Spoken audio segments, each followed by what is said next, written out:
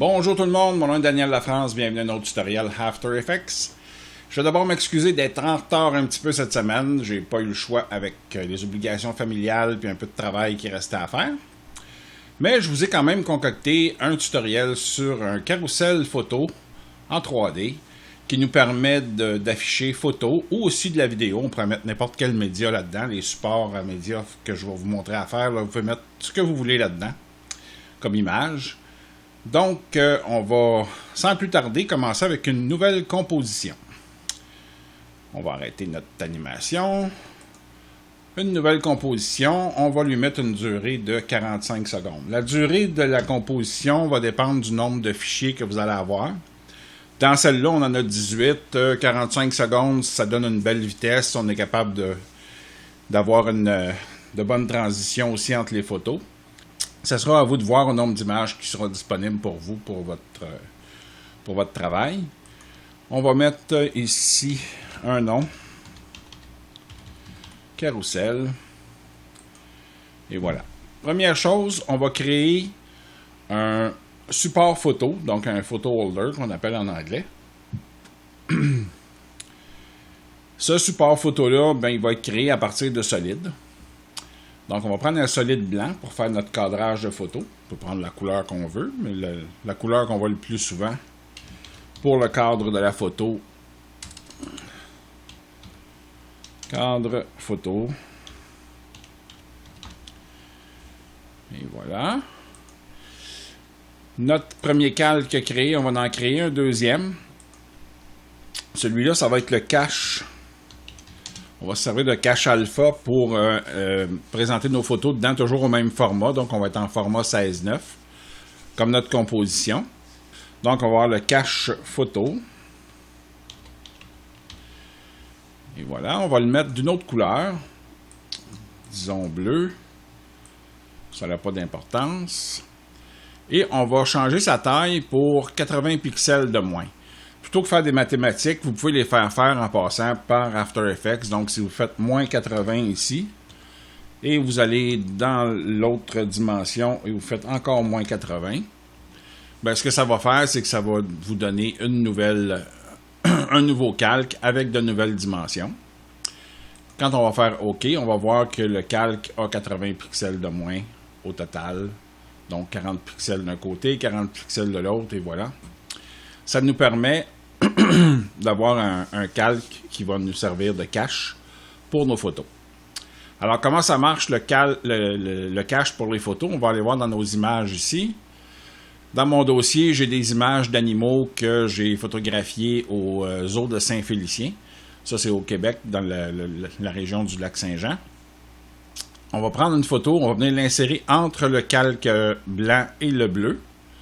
Là, on voit ici qu'on voit ma photo qui est arrivée. Si je dézoome un petit peu, on voit que la photo est très grande en arrière. C'est une résolution qui est de 3000 quelques cent pixels là, par 2000. Donc, pour que ça fonctionne dans le format, tout ce qu'on va faire, on va prendre nos options mode en bas ici. Et on va aller prendre ici notre photo. Et on va lui demander le cache alpha ici. Donc là, ce que ça a fait, c'est que partout où il y avait du bleu, où le calque était bleu, ben on voit la photo qui est révélée, puis on ne la voit pas là, sur le blanc. Donc là, ce que je peux faire à partir de là, c'est tout simplement aller jouer avec son échelle pour recadrer ma photo à mon goût dans le cadre. Je peux même la bouger, là, donc je peux placer ça exactement comme je veux. Donc, ce qu'il me reste à faire ici, c'est de sélectionner toutes mes couches. Aller en précomposition. On va précomposer tout ça. On va marquer photo 1 ici. Et on va s'assurer de transférer tous les attributs. Et on va cliquer sur OK. Là, ce que ça donne, c'est notre premier support photo qui nous révèle la photo du bel ours polaire que j'ai là. Donc, ce que je dois faire maintenant, c'est pour mes 18 photos, c'est d'avoir 18 compositions comme celle-là qui vont me permettre d'avoir les photos différentes dans chacune. Pour ce faire, je dois les dupliquer, mais je ne peux pas les dupliquer dans mon timeline. Exemple, si je le fais, je vais dupliquer tout simplement la photo 1. Donc, si je vais dans ma composition ici, je vois que c'est la même composition. Donc, si je changeais la photo dans celle-là ici, ben, je la changerais également dans les autres. Donc, on va faire CTRL-Z. Ce qu'il faut faire dans ce cas-là, c'est venir ici dans le panneau de projet, sélectionner notre composition et la dupliquer à partir de là. Là, comme je sais que j'ai 18 images, dépendant de votre projet, vous pourrez faire le nombre que vous avez besoin. Donc, j'ai besoin de 18 supports photos pour réaliser mon projet. Je vais sélectionner à partir du 2 jusqu'à 18 et je vais tout simplement mettre ça dans ma composition. Donc là, ils sont tous en ordre de 2 à 18. Je les ai ici en bas. Ça va me donner un peu de place. Maintenant, je vais aller changer les photos. Donc, pour changer les photos, tout ce que j'ai à faire, c'est double-cliquer sur la composition ici. Là, je vais avoir la photo 2 qui va être sortie. Puis, quand je veux changer une photo, ben, tout ce que j'ai à faire, là, je vais aller dans mes images en haut. Là, la première, c'est mon ours polaire, bien entendu. La deuxième, on a des cerfs ici. Donc, ce qu'on va faire, on va tout simplement sélectionner l'image qui est dans mon timeline. On va appuyer sur Alt et on va amener la photo par-dessus. Ce que ça fait, c'est que ça va changer la photo, puis ça va garder les paramètres qu'on a transformés, c'est-à-dire la grandeur, la position, etc. Donc, tout ce qui me reste à faire, c'est de venir repositionner ça ou de tout simplement redimensionner là, si je trouve que c'est pas à mon goût. Et voilà pour cette deuxième photo-là. Maintenant, ben, tout ce qu'il nous reste à faire, on referme ça. On clique sur la troisième. On clique sur notre photo ici. On va chercher notre troisième photo. On pèse sur Alt. Puis on vient changer notre photo ici. On va redimensionner encore pour mettre la photo à son meilleur à l'intérieur de ça. Et voilà, il y en a un autre de fait. Donc, vous avez compris le principe. Donc, je vais accélérer le processus pour changer les autres photos.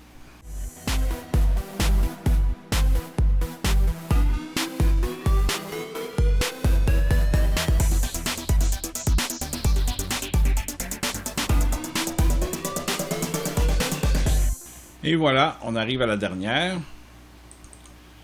Donc, on va l'ouvrir, sélectionner notre calque, prendre la dernière photo, appuyer sur Alt et remplacer l'image. On va recadrer notre carcajou. Et voilà, on a fait le tour. Alors maintenant que mes photos sont toutes remplacées, je vais toutes sélectionner mes calques. Je vais cliquer ici sur mon bouton pour changer mon mode et je vais les mettre en 3D. Je vais ensuite sortir les options d'échelle en appuyant sur S et on va mettre ça à peu près à 30%. Donc, voilà ce qu'on a fait le travail avec les photos. On va créer maintenant un nul, un objet nul, qu'on va nommer contrôleur. On va le mettre en 3D lui aussi. Et on va parenter toutes nos calques à ce contrôleur-là. Pourquoi je les parente tous? C'est pour définir le rayon de notre composition. Alors, ce qu'on va faire, on va prendre le nul, on va réduire un peu notre visualisateur, on va appuyer sur la barre espace pour bouger ça ici vers la gauche pour pouvoir voir notre nul où on va le mettre. On va appuyer sur le contrôleur et on va aller chercher la flèche X ici et on va l'amener loin à l'extérieur pour avoir un grand cercle là, qui va permettre de distancer les photos comme il faut. On pourra toujours le réajuster un peu au besoin là, en jouant avec l'échelle du nul. Ça va jouer avec l'échelle des photos aussi, mais c'est pas grave. Maintenant, on va prendre toutes les photos, on va les sélectionner. On va amener les photos dans l'écran, au bord de l'écran ici. Maintenant que ça c'est fait, on va créer notre caméra. On crée une caméra pour voir tout ça. Voilà, notre caméra est créée.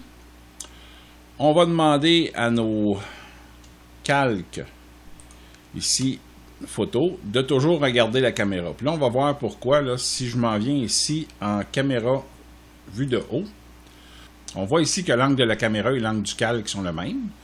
Là, ce que je veux, c'est que mon calque regarde toujours la caméra ici. Donc, ce que je vais faire, c'est que en ayant toutes mes couches sélectionnées ici, mes photos sélectionnées, je vais cliquer avec le bouton de droit.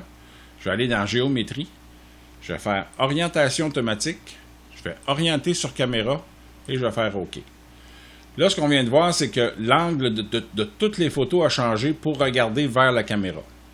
Ça, ce que ça va faire, c'est que quand je vais faire mon carrousel, les photos vont toujours regarder la caméra. Donc, on va toujours bien les voir quand ils vont passer devant la caméra. Donc, ça, c'est la première étape à faire. Maintenant, ce qu'on va faire, on va enlever le parentage sur la photo 2 jusqu'à 18. Donc, on va aller mettre aucune ici. Et là, on va commencer à établir notre carrousel. On va donc sortir les paramètres de rotation et de position au cas où on en a besoin pour notre contrôleur. Et là, ce qu'on va faire, on va zoomer notre composition pour bien voir chacune des images. Puis là, on va travailler avec les images pour notre rotation. Alors, ce qu'on va faire, on va s'installer à l'image 1, pas 0, là, mais vraiment la première image. Et on va cliquer sur le chronomètre de rotation Y pour débuter notre rotation. Comme on a 18 photos, ben on va aller 18 images plus loin, qui nous donne l'image 19. Où on va terminer notre rotation en faisant un tour du côté négatif, donc à l'inverse du sens des aiguilles d'une montre. Ça va nous permettre de voir la photo s'avancer vers la caméra plutôt que reculer. Donc si j'avance, là on voit là, ma photo ici elle a avancé, elle est venue se placer devant la caméra. Donc ce qui me reste à faire maintenant, c'est, là j'ai ma première photo est placée ici. Quand j'avance ma première photo là, la deuxième, ce que je vais faire, je vais l'apparenter à ce moment-là, dans cette position-là, au contrôleur. Donc, si je m'en vais à la troisième photo, ben là, je vois que la deuxième puis la première ont avancé. Donc, je vais faire la même chose, parenter la troisième au contrôleur. Et voilà. Ensuite, la quatrième. Donc, c'est pas sorcier, là, chaque image, donc je suis à la cinquième image, je vais parenter la cinquième photo. Donc si je me perds dans mes pensées ou je suis dérangé pendant que je fais ça, ben, c'est facile de me retrouver. Donc je vais accélérer ça pour vous permettre de ne pas attendre trop longtemps. Et voilà, on a terminé avec nos 18 images. Donc ça devrait nous ramener la première image au bon endroit. On va se faire un peu de place dans le visualisateur. On va reculer encore un peu. Et là, on va voir ce que je veux dire quand je parle de garder toujours face à la caméra. On va ramener notre premier point à 0. On va rezoomer dans notre composition et on va amener le dernier point d'animation complètement à la dernière image de notre composition.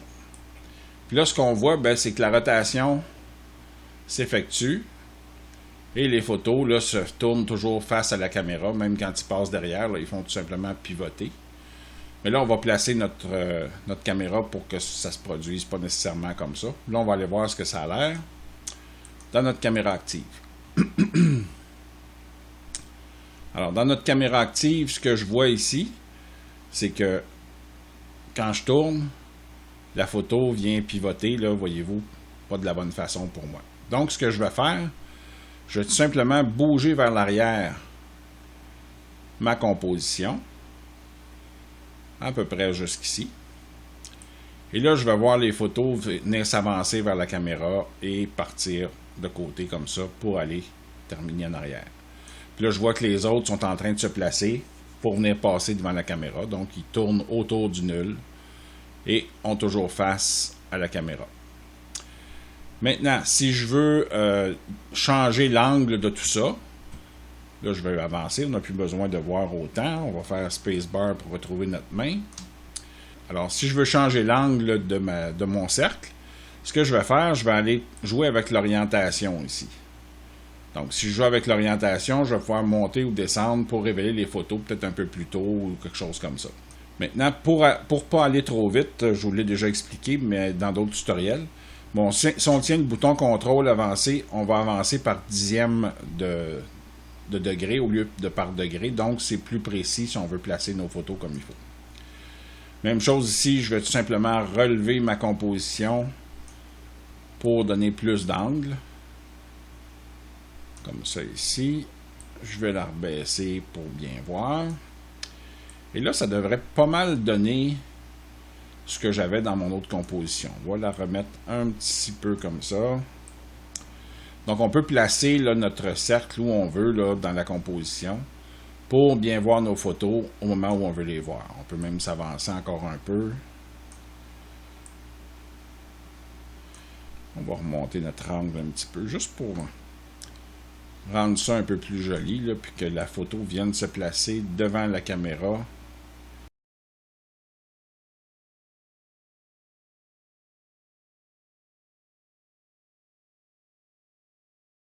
Donc, mon carrousel est terminé, mais là, on est à une vitesse qui est constante. Là, si je fais un pré-rendu rapide,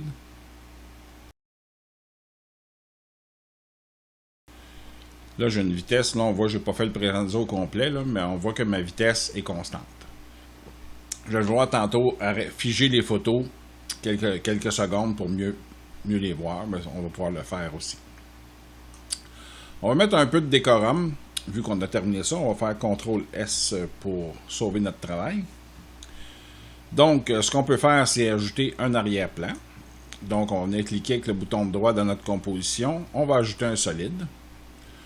On va choisir une couleur. On va changer du bleu, tiens, on va mettre une espèce de ton de pêche. On va aller dans l'orange. Tiens. Pas trop foncé. Comme ça, ça devrait aller. On va s'assurer de le faire de la taille de la composition parce qu'on avait changé nos ajustements. On va le nommer arrière-plan. Et on va venir le mettre complètement en bas de la pile pour qu'il soit derrière. On peut y ajouter une vignette. D'ailleurs, j'ai déjà une animation prédéfinie pour ça. Puis je vous avais fait un tutoriel là-dessus il y a quelques mois. Donc, vous avez juste à le regarder encore une fois pour vous permettre de vous rappeler comment le faire. Donc, on a la vignette ici qu'on va retravailler un petit peu parce que je la trouve un peu intense. On va juste ouvrir les options de masque en faisant MM. Et on va rajouter un peu de pixels là, pour et agrandir ça un petit peu comme ça. Donc, c'est un petit peu moins intense comme ça. J'aime mieux ça pour mon goût comme celle-là. Donc, on a nos photos qui tournent, on a notre arrière-plan. Maintenant, on va mettre une réflexion en dessous de chaque photo. J'ai trouvé un plugin gratuit sur Internet pour les réflexions qui est distribué par Video Copilot. Il s'appelle VC Reflect. Il est gratuit. Je vais vous mettre le lien dans la description de la vidéo pour que vous puissiez le télécharger. C'est vraiment merveilleux ce que ça nous donne comme effet, là. Donc, je vais sélectionner ma photo et je vais mettre VC Reflect dessus, sur la première. Donc, on va retourner au début pour bien voir la première photo. Là, on voit ici que ma réflexion est installée sur la première photo. J'ai un paquet d'ajustements là, que je peux faire. Je peux jouer avec l'angle de la photo, je peux jouer avec toutes sortes de choses. Ce qui m'intéresse le plus, c'est d'y donner une allure moins intense que celle-là. Donc, ce que je vais faire, je vais jouer avec le fall-off, là, ici, qui me permet de diminuer la longueur de la photo qui est diffusée. Puis, la distance de réflexion, on va la laisser comme ça. L'opacité, on va la baisser un peu, disons à 40% environ. Donc, ça nous donne une réflexion quand même pas trop intense, amusante, qui nous permet d'avoir quelque chose de beau. Donc, ce qui reste à faire, c'est copier, en faisant CTRL-C, notre effet, et venir le coller sur nos autres compositions. Donc, CTRL-V. Et voilà, mes réflexions sont installées avec les mêmes ajustements sur toutes les photos. Donc, ça, c'était assez simple. Comme je vous ai dit tantôt, je vais vous mettre le plugin, le lien pour avoir le plugin gratuit que vous allez pouvoir vous servir dans un paquet de compositions aussi qui est très pratique pour n'importe quoi. Maintenant qu'on a fait notre carrousel, que la réflexion est installée, il nous reste notre titre à incorporer dans l'image. On va se créer un texte. On va l'appeler Zoo Saint-Félicien.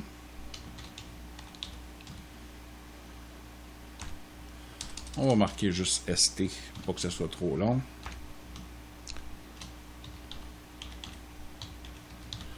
Saint-Félicien, c'est la ville où est le zoo, bien entendu. On va tout simplement mettre notre titre en 3D pour pouvoir le placer dans notre vue. Et on va aller en caméra personnalisée pour pouvoir voir où on va situer notre titre exactement. Puis pour pouvoir savoir où on va le situer, on va commencer par revenir en caméra active où je veux montrer ma photo, exemple. J'aimerais qu'elle arrête, là, disons, ici.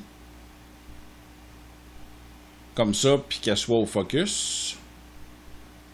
Donc, si je mets ça comme ça ici, là, je vais pouvoir prendre mon titre, l'amener ici pour le voir en même temps. Je vais le monter un petit peu pour qu'il soit ici environ, comme dans l'autre. Puis là, ben, les photos vont passer tout simplement devant. Ce que je vais m'assurer avec la vue personnalisée, c'est de son emplacement. Donc, il est en arrière de la photo ici, c'est très bien. On peut reculer encore un peu. Puis ça va nous donner probablement quelque chose de très bien. Et voilà. Tiens, comme ça. Puis là, nos photos vont passer devant. Là, ce qu'on va faire avec notre titre, on va lui ajouter un peu d'effet dessus. On va aller chercher notre biseau alpha. Donc, on va taper B-I-S-E-A-U. Notre biseau alpha, on va le mettre sur notre texte. Ce que ça va lui donner, là, on va zoomer un petit peu pour voir ce que ça donne. On est en intégrale, donc on voit ici que j'ai mon biseau. Je peux en donner un petit peu plus pour mieux le voir. Et je peux mettre ma réflexion là, à 90 degrés environ. Pour que ce soit sur le côté ici. Donc ça me donne un petit peu de définition, un style 3D à mon texte. Puis je vais lui mettre lui aussi une réflexion. Donc je vais aller copier ma réflexion ici. Je vais faire CTRL-C. Je vais sélectionner mon texte, CTRL-V. Là, on voit que ma réflexion de texte n'est pas installée. C'est normal parce que mon texte a une boîte beaucoup plus petite que le 1080 par 1920. Donc, ce que je vais faire, donc je vais tout simplement prendre le floor position ici, puis je vais le remonter jusqu'à ce que je vois ma réflexion qui va s'amener dans l'image, qui va venir rejoindre mon texte. Et la voilà. Je vais la mettre en dessous exactement comme l'autre. Et je vais jouer avec mon far off un petit peu pour pas nécessairement toute la voir. Et voilà. Juste pour que ce soit dans le même style que mes photos. Maintenant qu'on a fait ça, on voit que nos photos tournent, passent devant notre texte. Notre texte a sa réflexion, donc ça donne pas mal le même résultat que tantôt. Il reste maintenant à animer nos photos pour qu'elles arrêtent au bon endroit pour qu'on puisse les voir. Donc moi ce que j'aimerais, c'est que les photos arrêtent environ ici, où on voit encore tout le nom Zoo Saint-Félicien, même qu'on peut le pousser un petit peu pour voir un peu plus la photo d'un peu plus près. Et on va l'arrêter quelques secondes. Là. On va tout simplement aller en vue personnalisée. Et on va aller mettre la profondeur de champ sur notre caméra. Donc, pour ouvrir les options de la caméra, on le choisit, on fait 2 fois A. On va l'activer la profondeur de champ. Puis, on va l'amener directement. Où est ma photo? Donc, je peux prendre mes outils de caméra là, si je veux bien voir ce que je fais. Je vois que ma photo est ici. Celle que je vais avoir au focus. Donc, je vais amener ma profondeur de champ jusqu'à ma photo, là, disons au centre de ma photo, pour que ce soit le plus clair possible. Comme ça, ça devrait être pas si mal. Ouais. On va aller voir ce que ça a l'air en caméra active. On va augmenter le flou ici pour que nos photos soient un petit peu plus floues en arrière. Puis là, on voit que le titre, lui aussi, est flou. Puis je ne voudrais pas nécessairement qu'il soit flou. Fait qu'on va tout simplement aller en retournant en caméra personnalisée. Et on va ramener notre titre, on va le sélectionner. On va faire V pour avoir notre axe Z. Et on va le ramener dans le focus, c'est-à-dire au même endroit que de la photo. Pour avoir le titre au focus, la même chose. Maintenant, il va peut-être falloir le déplacer un peu parce que là, on a sûrement sorti du cadre et voilà. Là, on va le ramener. On va retourner en caméra active pour le placer comme il faut. Tout ce qu'on va faire, on va diminuer sa taille. On va aller chercher les échelles. On va faire S, ça va être plus simple. On va diminuer sa grosseur. Et on va venir le placer ici.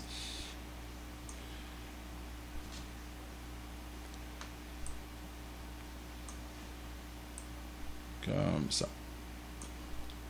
Là, on a joué avec l'échelle, donc il faut ramener notre réflexion au bas. Ici, pour bien la voir. Si on grossit, là, on va voir comme il faut. Si je m'éloigne, c'est ça que ma réflexion s'éloigne. Comme ça, ça devrait être pas si mal. Donc, on voit ici que les photos en arrière ne sont pas au focus. Puis, quand on arrive au devant, ben, le focus est là pour voir nos photos. Fait que là, ce qu'on veut, c'est arrêter ici. Alors là, ce qu'on va faire, c'est qu'on va animer notre rotation pour pouvoir arrêter. Donc, on va sortir l'élément de rotation ici seulement. Même, on pourrait faire U pour avoir seulement notre point d'animation sur l'axe Y. Maintenant, on va retourner en caméra personnalisée pour bien voir où sont nos photos. Là, on voit ici, celle-là n'est pas tout à fait au focus. Fait qu'on va avancer pour mettre notre première photo au focus ici. Donc, on va lui créer un point ici pour la rotation. Là, on va avancer de 10 images. 10 images, là, c'est Shift, Page Down. Et là, on va tout simplement copier notre point ici, CTRL-C, et on va faire CTRL-V, où est notre curseur, il va se coller le point une deuxième fois. Donc, à cet endroit-là, la photo va être immobile. Donc, si j'avance, la photo reste immobile et elle va repartir par la suite. Donc, je vais faire ça pour toutes les photos. Je vais amener les photos environ ici. Je vais mettre mon point, je vais faire CTRL-C. Je vais avancer de 10 images et je vais faire CTRL-V. Et je fais ça pour chacune des photos pour me permettre d'animer ma rotation. Je vais faire ça en accéléré et je vous reviens dans quelques secondes.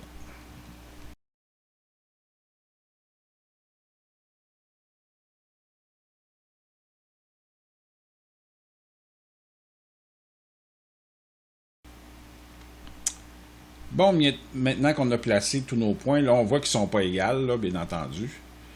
Parce qu'on a fait ça avec le focus. Ce qu'on va faire, on va replacer tous ces points-là pour pouvoir les étirer après, puis rétablir notre animation. Donc, ce qu'on va faire, on va partir du premier point. Et on va aller 10 images en avant. On va le déplacer, ici. Et là, on va aller 40 images plus loin. Donc, 1, 2, 3, 4 fois. Je vais sélectionner mes deux points ici. Alors, je vais m'approcher de mon curseur. Je vais enfoncer majuscule. Il va venir se coller dessus, donc snapper dessus comme il faut. Là, bien entendu, j'ai avancé de 4. Donc, je vais avancer de 5 fois parce que là, j'ai déjà mon premier ici, une fois. Donc, 1, 2, 3, 4. Là, ce que je vais faire, c'est que je vais resélectionner mes points ici. Je m'approche, je fais majuscule. Je fais 1, 2, 3, 4, 5. Je vais resélectionner mes points ici. Je m'approche en tenant majuscule et je fais ça ainsi de suite jusqu'au bout. Ça ne devrait pas être trop long. Je vous reviens.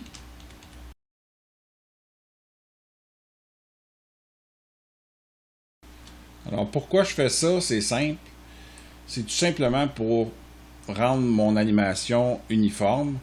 Parce que tantôt, je l'ai fait à l'œil. Donc, là, ce que je fais, c'est que je replace les points. On va ensuite étirer cette animation-là pour avoir un délai un petit peu plus long entre chaque image et dans la rotation. Là, vous allez comprendre tantôt. Donc, j'avance de 1, 2, 3, 4, 5. Je sélectionne mes points. Quand je m'approche de mon curseur, j'enfonce majuscule. Il va se coller dessus. Je recommence ici. Ah, là, je suis allé un petit peu trop loin ici. Là, je viens de voir ça. Ça arrive de faire des erreurs quand on parle. Donc, on va revenir en arrière un petit peu. Et voilà. Je vais avancer de 5 encore. Et la même chose ici. Là, j'ai ma dernière photo qui est là. Si je veux faire jouer ça en boucle, exemple, il faut que l'animation se coordonne avec celle qui est en avant. Donc, on va tout simplement prendre tout ça, on va étirer ça ici. On va mettre ça au départ. On va enfoncer Alt. Et on va prendre la dernière et on va étirer notre animation jusqu'à la fin. On va s'assurer d'être sur la dernière image. Et voilà. Donc, mon animation va être beaucoup plus, comment je dirais, fluide, puis va arrêter aux bons endroits, puis va arrêter assez longtemps pour que je puisse regarder chaque photo. Maintenant, ce qu'il me reste à faire, c'est de mettre le même temps d'arrêt pour ma dernière photo ici. Le mettre au départ ici. Donc, ce que je vais faire, c'est que je vais retourner ici. Je vais avancer ça à peu près ici. J'ai combien d'images? Disons 72 à 86. 14 images à peu près.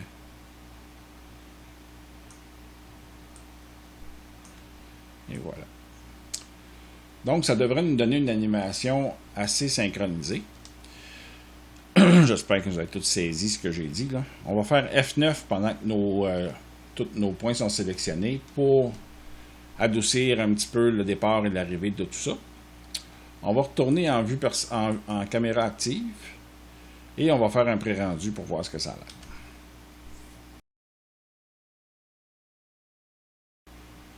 Alors, notre rendu est terminé. Ce qu'on voit maintenant, c'est l'animation à vitesse réelle. Donc, on voit bien les photos. Les photos sont au focus lorsqu'elles arrivent devant la caméra. Et les autres sont hors focus en arrière. Donc, ça nous donne une animation assez agréable. Si on la voudrait plus lente, exemple, on aurait juste à changer les paramètres de notre composition, ajouter une 50 secondes, allonger tout ça. Et on aurait une animation beaucoup plus lente. La transition se fait super bien aussi au niveau de la fin. Là, si on voit qu'on va arriver à la fin bientôt, quand on va avoir notre carcajou, quand on va passer à l'ours polaire, on ne verra même pas la différence. Là. Donc, si on fait jouer ça en boucle, on va être capable de voir nos photos passer. Ça peut être pour des présentations en affaires, ça peut être pour toutes sortes de choses aussi. Voyez-vous, il n'y a même pas de lag au niveau de la transition. Alors, j'espère que vous avez apprécié la vidéo aujourd'hui. Si vous n'êtes pas déjà membre de ma chaîne, abonnez-vous maintenant. Si vous avez aimé, mettez-moi un pouce en l'air pour monter votre appréciation. Marquez-moi vos commentaires dans les commentaires en dessous de la vidéo si vous avez des besoins d'autres techniques ou des demandes spéciales. Et gênez-vous pas pour partager la vidéo aussi avec vos amis, avec d'autres internautes qui ont besoin de tutoriels aussi. Ça me fera plaisir de les servir eux autres aussi. Puis je vous souhaite une bonne semaine. On se retrouve mardi pour un truc rapide.